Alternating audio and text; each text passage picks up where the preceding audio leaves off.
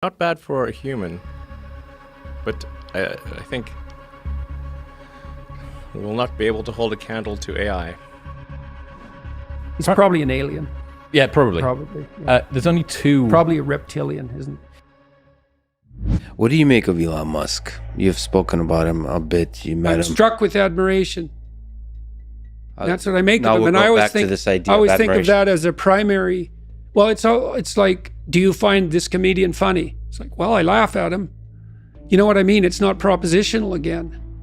And so there are things I would like to ask Mr. Musk about.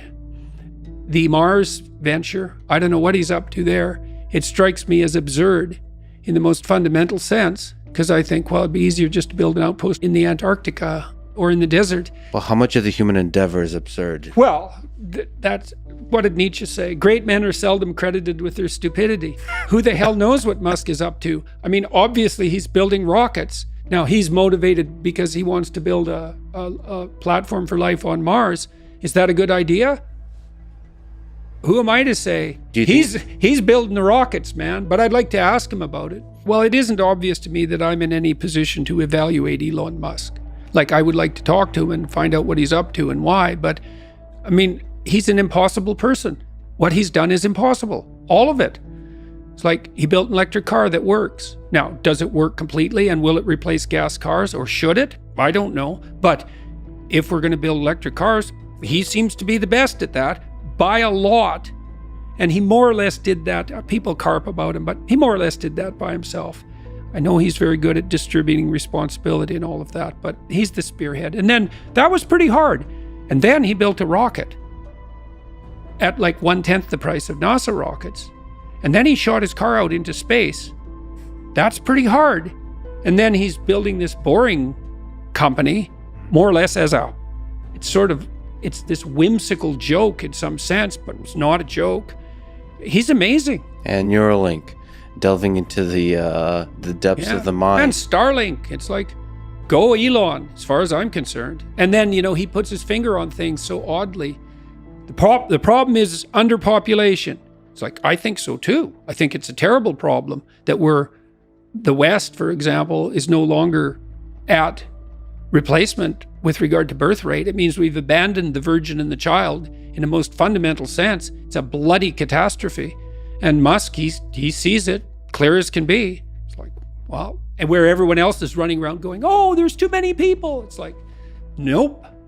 Got that. Not only, see, I've learned that there are falsehoods and lies, and there are anti-truths.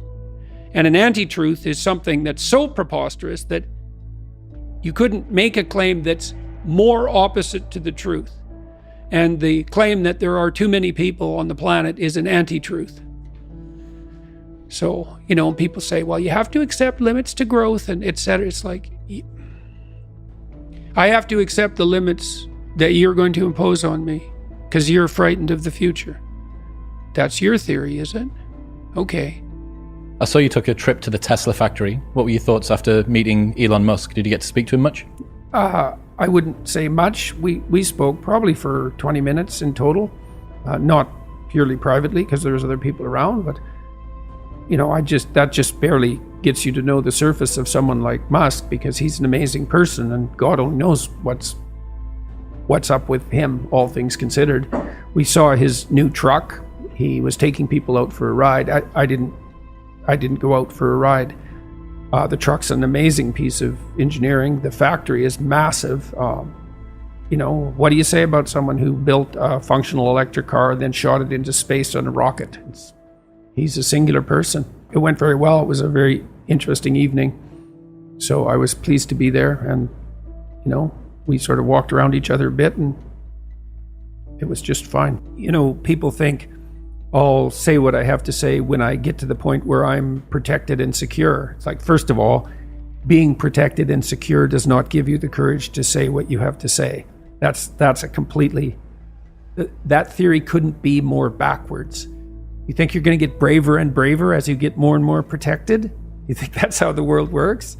I mean, I've watched university professors think that at some point they're going to say what they think as they develop their career. But by the time they're protected and secure, they've spent so much time not saying what they think that they aren't even who they were and they don't know what they think. So, no, he says what he says because he's always done that. And people who are like him are like that. And so Steve Jobs, I presume, was exactly the same way. I mean, I know people who knew him. He always said what he thought. And he was pretty damn cut and dried about it, which is why the Apple products are such miracles of technological mastery. He had an unbelievably canny design eye and was he cut whole projects without a second thought in some sense when they weren't working. The enterprise he's put together is unbelievably high functioning. I mean, to produce an automobile sub-industry that's actually competitive and to bring down the cost of space exploration by a factor of 10 and to invent reusable rockets and to have developed this boring technology. It's miraculous. He's probably an alien. Yeah, probably. Probably. Yeah. There's only two. Probably a reptilian, isn't